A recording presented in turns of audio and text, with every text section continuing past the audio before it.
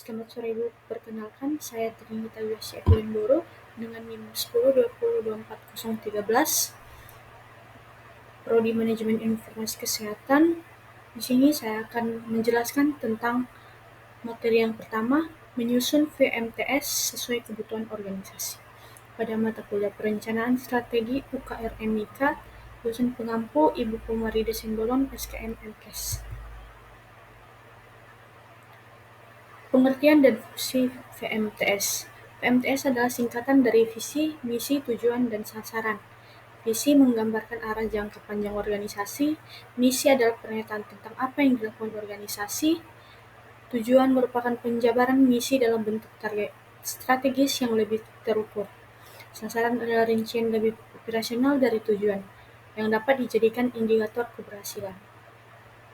MTS memiliki beberapa fungsi utama, yaitu sebagai arahan strategis yang menjadi pedoman jangka panjang organisasi agar tetap berfokus pada tujuan besar dan tidak mudah terpengaruh perubahan eksternal yang bersifat sesaat. 2. Sebagai landasan perencanaan dan evaluasi untuk membantu organisasi menyusun program kerja, mengalokasikan sumber daya, serta menetapkan indikator kinerja. Ketiga, sebagai alat komunikasi internal dan eksternal. Ini berfungsi menyatukan persepsi semua anggota organisasi sekaligus media komunikasi dengan pihak eksternal, misalnya stakeholder, mitra, dan masyarakat. Keempat, sebagai bentuk akuntabilitas. Dengan VMTS yang jelas, organisasi dapat menunjukkan kepada stakeholder bahwa setiap kegiatan dan kebijakan memiliki dasar strategis yang dapat dipertanggungjawabkan. Prinsip-prinsip penyusunan VMTS yang responsif terhadap kebutuhan organisasi. Penyusunan visi, misi, tujuan, dan sasaran tidak dapat dilakukan secara sembarangan, tetapi harus mengikuti prinsip-prinsip tertentu agar sesuai dengan kebutuhan organisasi.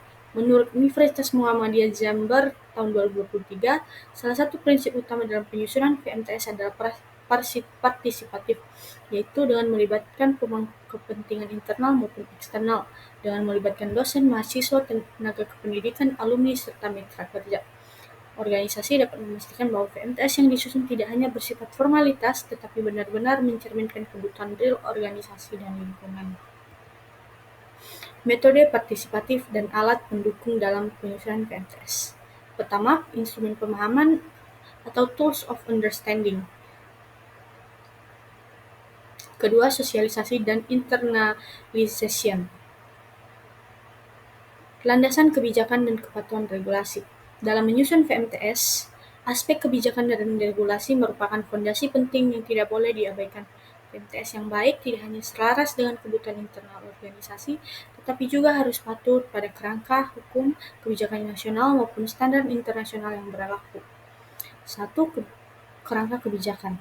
Penyusunan VMTS harus didasarkan pada kebijakan publik maupun peraturan sektoral yang relevan. Kedua, kepatuhan regulasi atau regulatory compliance. Kepatuhan terhadap regulasi menjamin keberlangsungan organisasi dan meminimalkan resiko hukum. Ketiga, integrasi dengan tata kelola organisasi. Kepatuhan regulasi tidak hanya bersifat administratif, tetapi juga menjadi bagian dari tata kelola organisasi. Keempat, perencanaan strategis dan peraturan tata ruang atau sektor publik dalam konteks perencanaan ruang dan pembangunan wilayah menekankan bahwa landasan regulasi menentukan bagaimana rencana strategis disesuaikan dengan kebutuhan sosial, ekonomi, dan budaya masyarakat. Sekarang kita masuk pada kasus yang pertama. Seorang mahasiswa manajemen informasi kesehatan diminta membantu menyusun visi, misi, tujuan, dan sasaran rumah sakit. Agar VMTS sesuai kebutuhan organisasi, langkah yang paling tepat yang harus ia lakukan adalah menyalin VMTS dari rumah sakit lain, B. Menyusun VMTS berdasarkan pendapat pribadi, C. Mengidentifikasi kebutuhan dan melibatkan stakeholder, D. Menentukan VMTS hanya dari target finansial, E. Membuat VMTS dengan bahasa yang sulit, dan jawabannya yaitu bagian C, mengidentifikasi kebutuhan dan melibatkan stakeholder. Karena VMTS harus disusun berdasarkan kebutuhan nyata organisasi, visi jangka panjang, dan melibatkan stakeholder. Kasus yang kedua, seorang mahasiswa manajemen informasi kesehatan membantu puskesmas menyusun VMTS. Setelah mengidentifikasi masalah rendahnya kepuasan pasien, langkah berikutnya adalah A. Menyalin VMTS dari puskesmas lain. B. Menyusun misi tanpa melibatkan tenaga kesehatan. C. Melakukan analisis kebutuhan dan kondisi internal. D. Menentukan VMTS hanya dari target keuangan. E. Membuat VMTS yang sulit dipahami. Jawabannya yaitu C. Menentukan analisis kebutuhan dan kondisi internal. Karena VMTS harus diawali dengan analisis kebutuhan dan kondisi internal. Kasus yang ketiga yaitu mahasiswa manajemen informasi kesehatan diminta membantu membuat misi rumah sakit agar tepat sasaran. Penyusunan misinya sebaiknya A. Berdasarkan isu kesehatan dan tujuan layanan. B. Hanya menyalin dari dokumen pemerintah. C. Menentukan misi untuk jangka pendek saja. D. Menggunakan istilah teknis yang rumit. E. Disusun tanpa melibatkan pimpinan rumah sakit. Jawabannya yaitu bagian A. Berdasarkan isu kesehatan dan tujuan layanan. Mengapa? Karena misi menjawab apa yang dilakukan organisasi sesuai dengan tujuan pada layanan kesehatan tersebut. Materi yang kedua yaitu analisis SWOT dalam unit kerja. Konsep dasarnya yaitu menekankan pentingnya mutu pelayanan kesehatan sesuai standar profesi, termasuk kelengkapan pengisian rekam medis dan pengembalian berkas tepat waktu, agar tidak menghambat proses lanjutan seperti coding, assembling, ataupun klaim asuransi. SWOT atau Strength, Weakness, Opportunity, dan Threat digunakan untuk memetakan kekuatan, kelemahan, peluang, dan ancaman yang mengaruhi mutu pelayanan, sehingga membantu manajemen dalam menyusun strategi peningkat kerja. Analisis ini bermanfaat untuk melihat persoalan dari berbagai sudut pandang, mempertahankan kekuatan, memanfaatkan peluang, meminimalkan kelemahan, dan mengantisipasi keancaman. Dalam konteks rekam medis, penerapan SWOT mendukung perencanaan strategi rumah sakit agar lebih produktif, menetapkan visi misi, serta kebijakan baru sekaligus meningkatkan daya saing dan kualitas pelayanan kesehatan melalui pengelolaan informasi kesehatan yang baik dan terintegrasi. Faktor strength. Identifikasi kekuatan atau strength dalam penerapan RME mencakup kemudahan penggunaan sistem oleh seluruh pengguna, pembatasan hak akses sesuai profesi yang mempermudah audit, dukungan dan respon cepat tim IT, serta integrasi dengan unit lain seperti radiologi, laboratorium, farmasi, gizi, dan billing. Selain itu, tersedia hardware memadai termasuk dalam tablet, HP untuk dokter, adanya dukungan dana dan SDM kesehatan dalam penggunaan serta pemeliharaan rekam medis elektronik dan kebiasaan petugas UKRMIK menggunakan standar akreditasi dalam pencatatan rekam medis. Faktor weakness, kelemahan penerapan RME meliputi keterbatasan penggunaan jumlah petugas IT yang memperlambat respon, belum adanya regulasi khusus tata kelola, sistem pencatatan yang masih hybrid, integrasi data IGD rawat jalan ke rawat inap belum otomatis, serta lemahnya pembatasan hak akses antar instalasi. Faktor opportunities.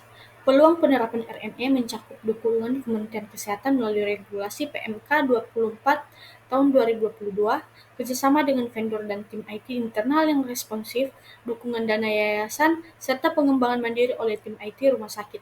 Faktor ini mendukung percepatan digitalisasi, peningkatan efisiensi, serta kesadaran akan pentingnya tata kelola data pasien yang aman, sehingga UKRMIK berpeluang berkembang sejalan dengan program pemerintah digitalisasi rekam medis. Faktor threats. Ancaman penerapan RME meliputi server down yang mengganggu akses dan penyimpanan data pasien, sistem hybrid yang menghambat sinkronisasi, kebutuhan upgrade hardware, serta tuntutan integrasi dengan sistem informasi kesehatan nasional. Kondisi ini berisiko menimbulkan duplikasi proses, peningkatan beban kerja, hingga ketidaksesuaian informasi. Matriks SWOT. Matriks SWOT terdiri dari 9 sel dengan 4 sel faktor kunci atau S, W, O, T, dan 4 sel strategi SO, WO, ST, dan WT yang digunakan untuk merumuskan alternatif strategi, bukan menentukan pilihan terbaik. Alat ini membantu menyesuaikan peluang dan ancaman eksternal dengan kekuatan dan kelemahan internal organisasi. Matriks SWOT. Strategi SO itu untuk memanfaatkan kekuatan meraih peluang seperti pengembangan sistem informasi rekam medis, peningkatan SDM, serta penambahan sarana identifikasi pasien. Strategi ST menggunakan kekuatan untuk menghadapi ancaman, misalnya peningkatan pendidikan staf, perencanaan unit kos, dan keamanan data. Strategi WO berfokus pada pengurangan kelemahan dengan memanfaatkan peluang seperti pembaruan SOP atau SK dan perbaikan sarana untuk menjaga rekam medis. Strategi WT berusaha menghindari kelemahan agar tidak terkena dampak ancaman, misalnya revisi SOP untuk mengantisipasi tuntutan hukum serta penyusunan anggaran unit. Sekarang kita masuk pada kasus yang pertama. Seorang mahasiswa manajemen informasi kesehatan sedang melakukan praktik di unit rekam medis rumah sakit. Ia diminta menyusun analisis SWOT. Langkah pertama yang benar adalah menentukan strategi pemasaran rumah sakit, B. mengidentifikasi kekuatan, kelemahan, peluang, dan ancaman unit rekam medis, C. membuat laporan keuangan unit rekam medis, D. menyalin analisis SWOT dari rumah sakit lain, E. mengabaikan kondisi lingkungan eksternal. Jawabannya yaitu B. Mengidentifikasi kekuatan, kelemahan, peluang, dan ancaman unit rekam medis. Karena analisis SWOT berfokus pada strength, weakness, opportunity, threat baik internal maupun eksternal.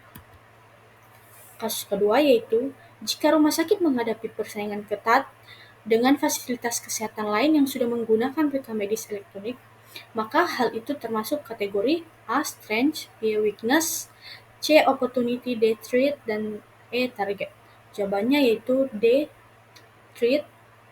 Mengapa? Karena persaingan ketat dari luar termasuk dalam ancaman ataupun threat. Kasus ketiga, dalam unit kerja rekam medis ditemukan SDM yang kompeten dalam coding diagnosis. Hal ini termasuk dalam kategori A. Weakness, B. Strength, C. Threat, dan D. Opportunity, E. Sasaran. Jawabannya yaitu bagian B. Strength. Kenapa? Karena sumber daya manusia kompeten adalah sebuah kekuatan atau strength dalam sebuah organisasi. Baik Ibu, sekian pemaparan materi dan kasus dari saya. Jika ada kata yang salah, mohon untuk dimaafkan. Terima kasih.